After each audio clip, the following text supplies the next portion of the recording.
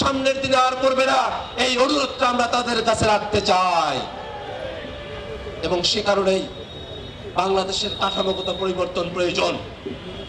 বাংলাদেশের প্রশাসনিক কাঠামো, আইনগত কাঠামো, সাংবিধানিক কাঠামো, প্রত্যেকটা জায়গায় যে বৈষম্য তৈরিকরণ করে রাখা হয়েছে, যে ফেসিবাদের উপাদানগুলো রয়েছে, সেগুলোকে যদি আমরা নির্মূল করতে পারি, আস্তে আস্তে সমাজের সর্বত্র এই বৈষম্য বিরোধিতা ছড়িয়ে পড়বে, বাংলাদেশের মানুষেরা সুস্থ হয়ে পড়বে।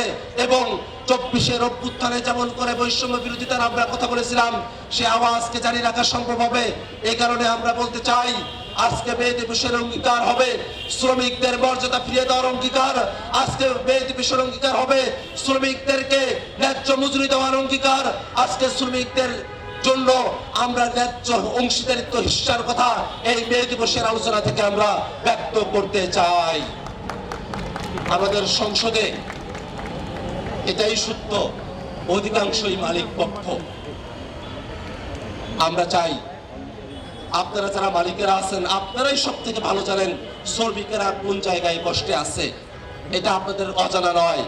অতএব আপনারা মালিক পক্ষ, শ্রমিকের স্বার্থের কথা আসলে উটপাখির মতো করে মাথাটা বালুর মধ্যে গেড়ে দিয়ে আপনারা শ্রমিকের অধিকারের কথাটুকু আপনারা ভুলে যাবেন, শুধু নিজের হৃষ্টপৃষ্ট দেহটাকে বাইরে প্রদর্শন করবেন।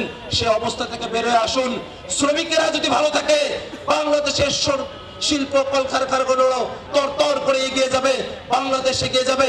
মালিকের স্বার্থ রক্ষা হবে, শ্রমিকের স্বার্থ রক্ষা হবে, এমন ধরনের পরিবেশ বাংলাদেশে তৈরি করা হবে। এই আহ্বান রেখে জাতীয় শ্রমিক শক্তিকে সে আহ্বানের সাথে সামনে পথ চলার অঙ্গীকার ব্যক্ত করে জাতীয় নাগরিক পার্টি এনসিপি, আমরা শ্রমিক জনতা বাংলাদেশ সকলে মিলে সামনের দিনে আমরা এগিয়ে যাব, সে আশাবাদ ব্যক্ত করে আজকের মতো করে আমি আমার বক্তব্য এখানে শেষ করছি। ইনকিলাব জিন্দাবাদ, শ্রমিক শক্তি জিন্দাবাদ, জাতীয় নাগরিক পার্টি জিন্দাবাদ। আসসালামু আলাইকুম।